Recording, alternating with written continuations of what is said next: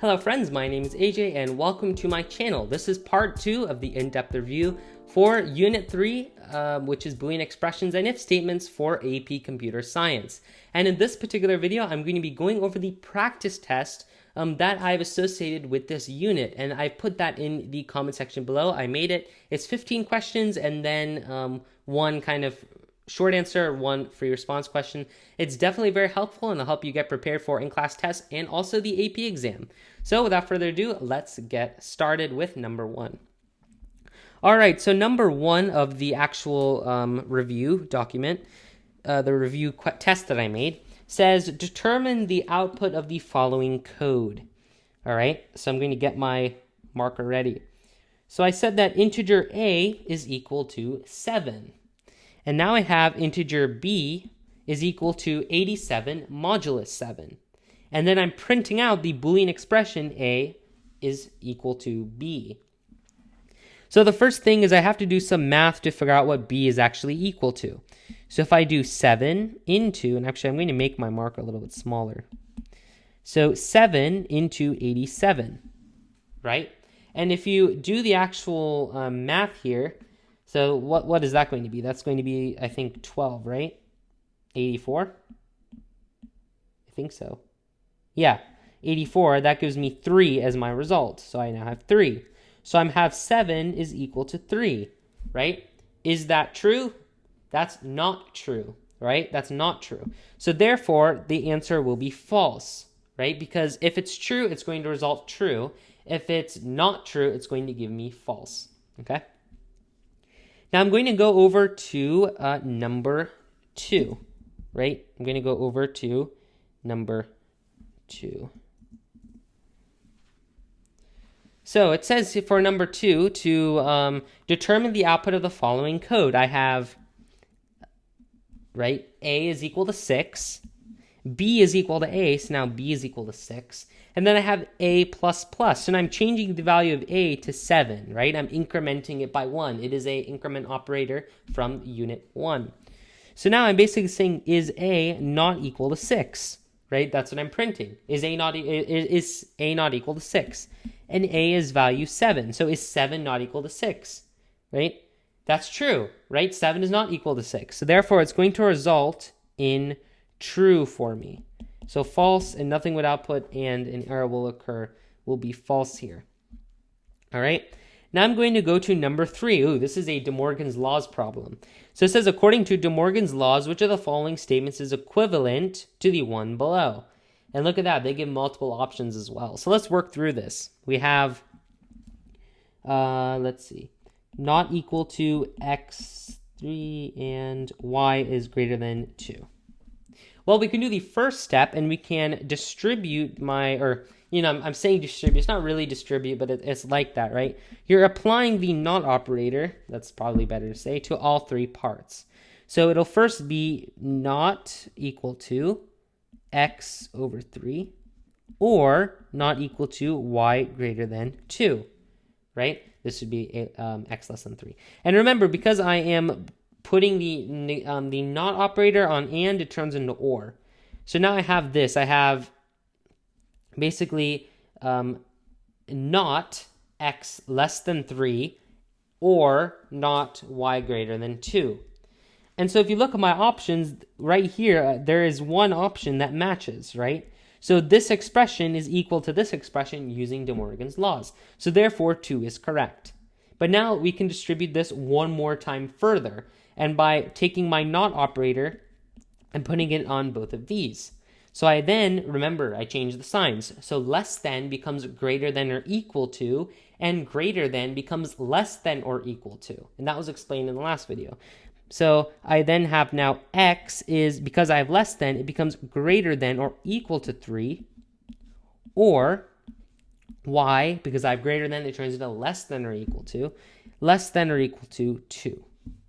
And I can check, and that matches this right here. So those 2 are correct. And according to De Morgan's laws, 2 and 3 are equivalent to the expression over here. Okay? So now I'm going to go to number 4. This is a vocabulary problem. The equal to, not equal to, greater than, less than, greater than or equal to, and less than or equal to signs are what? These are called relational operators, right? They're not arithmetic operators. These are the arithmetic operators. There's addition, subtraction, multiplication, division, and modulus. Then compound assignment operators is not compound assignment operators. The compound assignment operators are plus equals, minus equals, multiply equals, divide equals, and modulus equals. And then conditional operators, there's no such thing, so that is not true.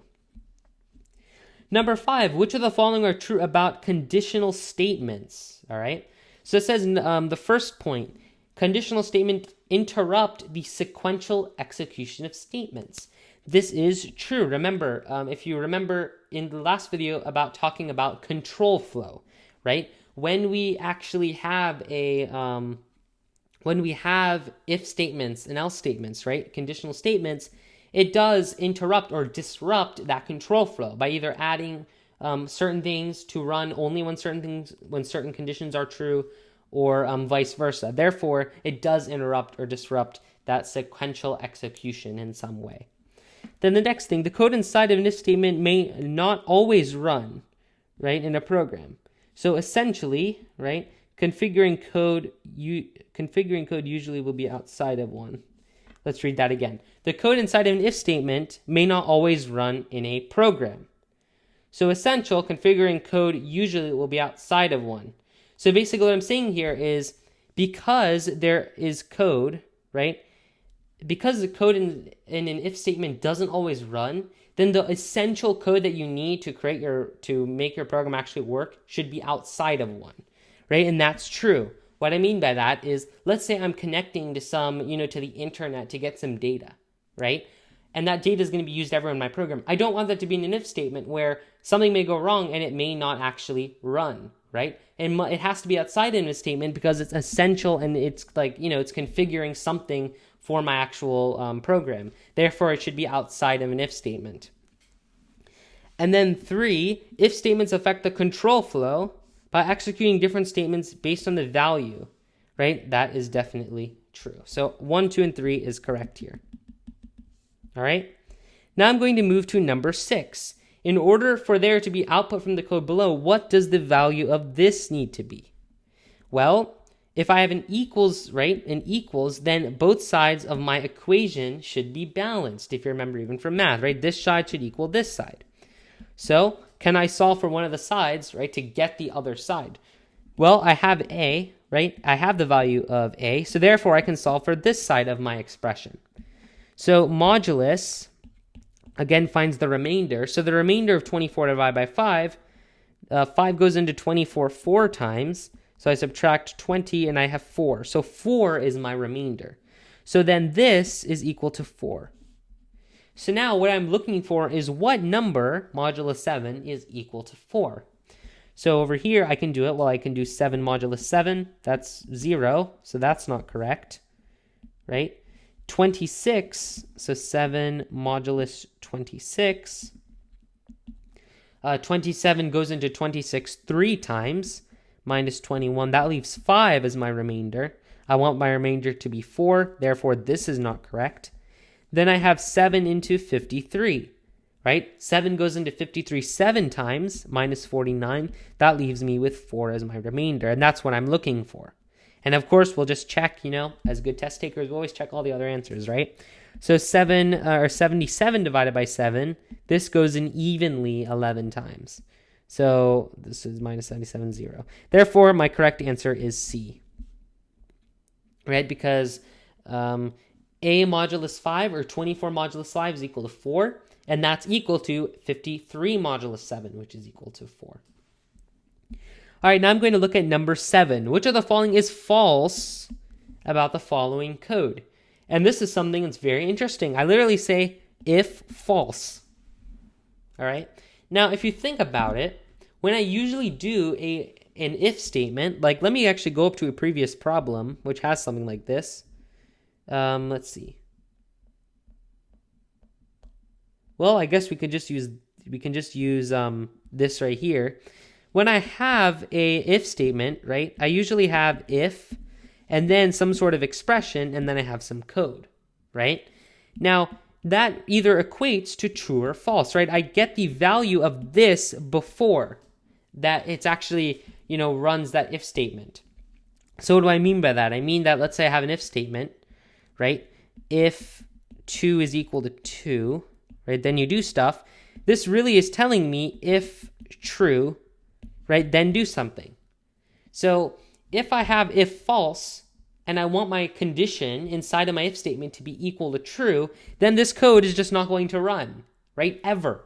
Because this is hard set to false. And if statements only run when its condition inside of it is equal to true. So therefore, it says in this current state, the code will produce an error. It will not actually create an error, right, per se, where everything crashes. Then in its current state, the code will never produce an output. That is true because it's always skipping over this. If its condition is always false, it's never going to run that way. It's just going to skip over it. And then the last thing, if an else statement was added, so let's say I added an else statement here, right? Then the code inside of that will always run in its current state. That is also true. Because this is false, if there's an else statement, it's always going to run what's inside of the else statement. So therefore, 2 and 3 is the correct answer. Now, number 8, the grade. What is the value of the variable grade after the code is run below if the score is 86? And this is a very interesting problem, which is actually, which is very tricky. A lot of people get tricked on this because of a key distinction. So here I have score, right? If score is 86, I can put it here. So if 86 is greater than or equal to 90, it isn't, right? So therefore grade, right? I'll just say grade equals something, right? It doesn't change. Grade does not change. But then it says if 86 is greater than or equal to 80. That's true. So grade will then become B, right? Grade will become B. But then I have another if statement, right? There's not an else. So this always runs. Even if this is true, it's going to run the next one. So it says that if the score is greater than 70, which it is, 86 is greater than or equal to 70, then grade becomes C. All right? Then here, if 86 is greater than 60, which it is, then it's going to change to D. And then here, you have an else statement. And because this was true, then else is not run. Therefore, D is the correct answer. If I were to have had like an else on all of these, else, then the answer would be what we would think it would be, which is which is B, sorry. We would think it would be B, but because there's missing else statements, right, the computer reads these every single time as a new item, right, and not grouped together. Therefore, D is actually the final result of this particular code. Now I'm going to go to 9, which of the following is true about short circuit evaluation. So the first condition, if the first condition of an and, so let's say I have A and B, if the first thing is false, then the second condition is not necessarily checked. And, well, that's true. Because if I have A and B have to be true. And if A is already false, there's just no point in checking the second part because, the final result is still not going to be true, right? The condition's not been met. Therefore, it just doesn't bother the computer saves itself the effort and just doesn't do the other part of it. So this is true. Then if the first condition of an and statement is true, so if this is true, the second is not going to be checked. And well, also, that's true, because if you think about it, look at an or statement. Sorry, I meant to say or, not and. In an or statement, you either have A is equal to true or B is equal to true, and that's acceptable. And because A is already true, right, there's no point in checking the second part because you know that the expression, is just equal to true because one part of it is true. And if in an or statement, one part has to be true in order for everything to be true. And so this is correct here. This is true. I'm saying the word true a lot, but, the second part here is if the first condition of an and is false, so if this is false, then the second is not checked. And that is not correct because in an or statement, remember, A has to be true or B has to be true. So if A is not true, then you still have to check B because if B is true, then our final expression, our final result is true. And if B is false, then our final result is false. So therefore, 3 is not correct. The correct answer is 1 and 2 only, because it says which of the following are true about short circuit evaluation. Now we have number 10. Which of the following logical operators is not paired with its function? So remember, logic operators, you have this symbol, the exclamation point, which is not, two and symbols, which is and then this, the two vertical lines, which is or. So it says, not this one is this expression here is the same as not, negates a value. That is definitely true. So because it says not paired to its function, that's not correct, right? Because it is paired to its function. Then you have and, returns true if both expressions are true. That's true as well. So this is not correct. And then or returns true if one of the expressions is true. Well, that's also matched, right? The function, the actual function of this logical operator is that, right? It only returns true if one is true out of multiple options because it's an or. So therefore, this is incorrect. And the correct answer is actually none of the above here, because all of them are matched with its proper function. And now these are always fun. How many syntax errors are in the code below? This now requires you to think about how code should be written. So let's look at our syntax errors. The first error is here. There's no closing parentheses, and there has to be a closing parentheses. So that's one error. And then here you have system.println. This should be system.out.println. So that's our second error. And then here we're missing a semicolon. That's our third error. All right, now let's read through the rest. I have if my grade is less than 50, then I sue the school. Wonderful, right? That looks good. And then an else statement, which is inside of our little brackets here. That looks good, right? I have one with one, and then I have my system.out.println. My string is closed. Everything looks good. But now this is the last thing, right? And this actually, I think those are all of our errors. I think it's only 3.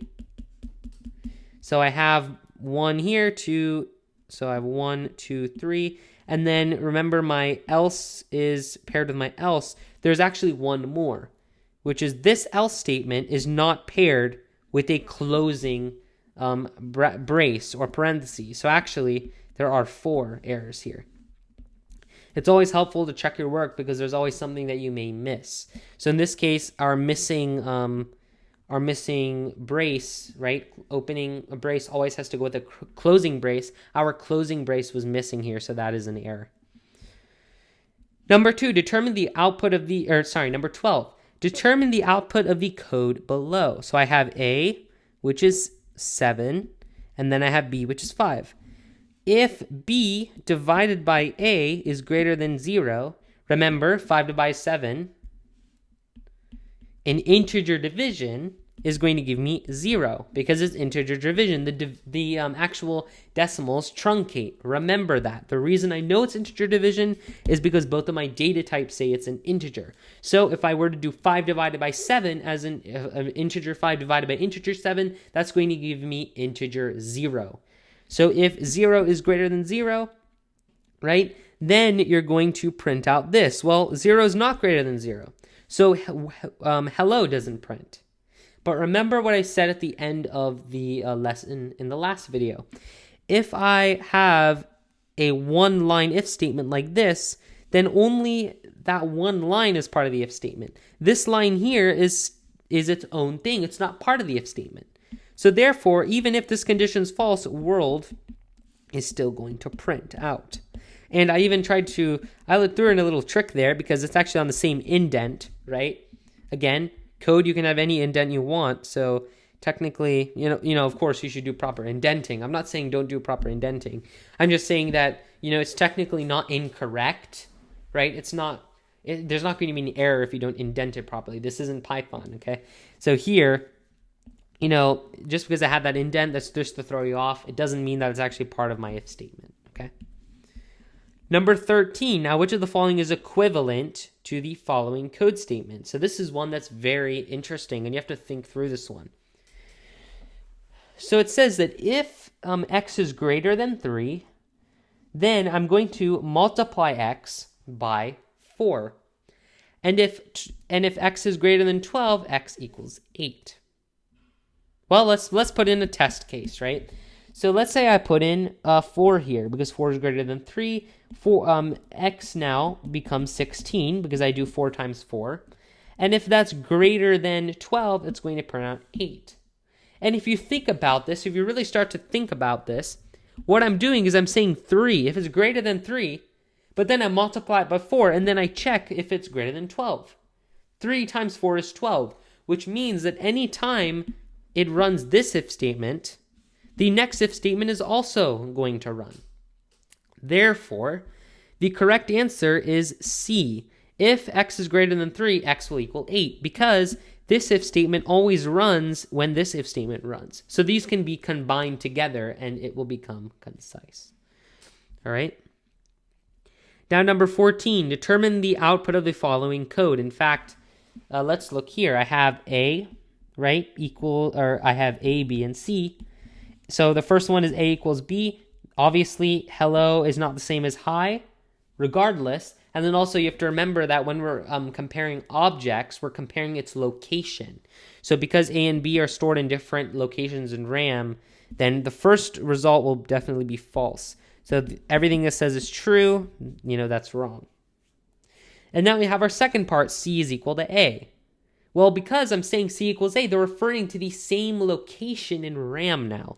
And because they also have the same value, then this is true. So false true is correct for number 14. And now the last question. Which program best represents the control flow diagram below? I didn't even really tell you in the last video about control flow diagrams, but if you remember, I was constantly drawing those diagrams. In fact, I even used diamonds, right, as or rhombuses, I guess, to represent the condition and then, stuff that's run. So in this case, it says what best represents the control flow diagram below. Well, let's convert it to the exact same way I used to do it in the last video. So what I said is I have a condition, right? And if that condition is true, then it's going to do something. And if it's false here, right, I actually have another condition. So if it's false, I have another condition. And then this will give me, if this is true, then you're going to do something. And if this is false, then you're going to do something. And then all of these items just go to the exact same, final item here at the end. So now if I were to take my overlay and I were to move it over, right, this is actually the exact same diagram for a if, right? And then you have code. So this is my if statement. And then else if, right? So I'm saying else because there's another condition inside of my else statement. So I have else if, and then I have else because I have something I'm running over here. So my structure of my diagram should be if, else, if, else.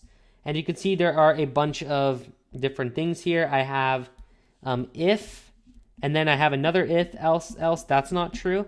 I have if, and then inside of my if I have an if, else. That's not true. And then here I have an if statement, and then I have a if, else inside of my else statement. So actually, technically, this is correct. So the structure of if, else, and then inside of this, there's an if, else, right? That's equivalent to if, else, if, and else. So 15 is correct. All right, so that is the rundown of the actual multiple choice section. And these questions are a little bit harder, right? They require a lot of thinking and combining a lot of things from all the previous units. But this is how it is in the AP exam, right? They're going to throw a lot of things at you. In fact, this is possibly easy compared to what sometimes they do. They really try to, they mess you up into different things. Like, for example, this question here with this if, like this is something that they may do. Or, something up here where I had this if else, right? This is something that they may do. It's always just these little tricks that get you. And they always like to throw those on there. So I guess now we move on to our free response section. Number 1 is actually very easy. It's what's called a truth table.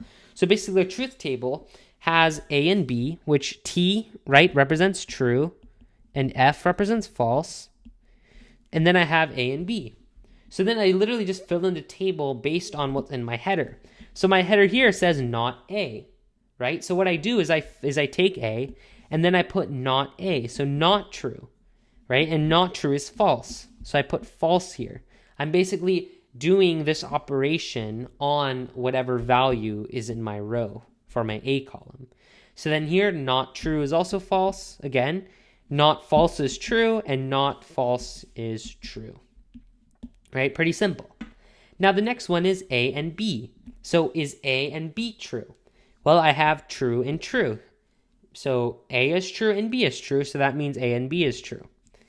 Here I have A is true, but F is false. And because I need both of them to be true, my overall solution is false.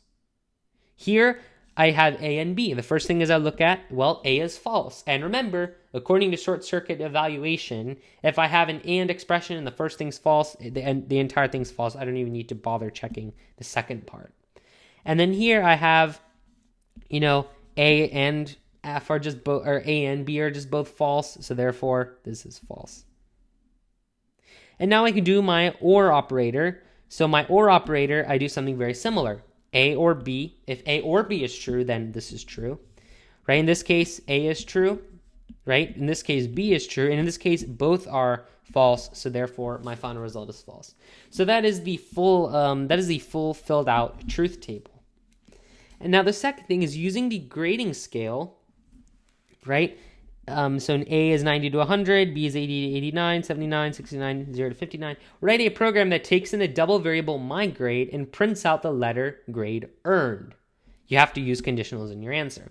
So how do you do this? Well, I can simply do my first if statement. I can say if, and in this case, I'm actually going to switch to a little bit of a bigger marker so I can zoom out so that you can see the problem. If, right, my grade is greater than or equal to 90, right? Then I'm going to print out A as my grade letter. Now I can do else if, right? My grade is greater than or equal to 80, then I print out print line B, right? Now, if I were to do, now I can do else if my grade greater than or equal to 70, and this would be system.out.print line, and this is C, and then I have else if my grade is greater than or equal to 60, I think, then system.out.print line is D. And then lastly, right, just else, if everything else is not true, then the grade is an F.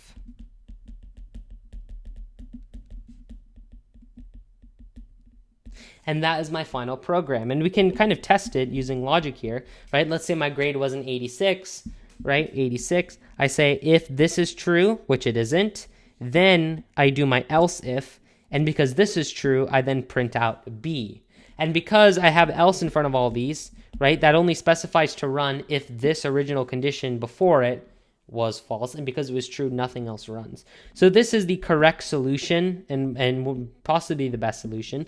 There are different ways you could do it. For example, I've seen it where you can do it in the opposite order, where you do F and then D, C, B, and A. And then using that, you actually don't need else. You can just have, if statements.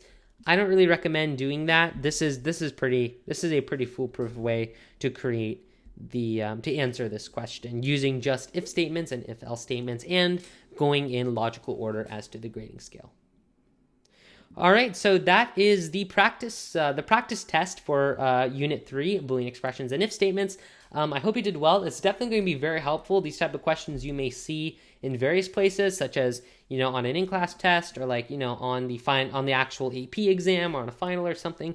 So these are definitely types of questions that are very good just for you to review and to kind of go over to see maybe what you don't know, what you have to review on, or maybe what some tricks you may have to watch out for are. All right. So if you like the video, like and subscribe for more content. And as always, thanks for watching.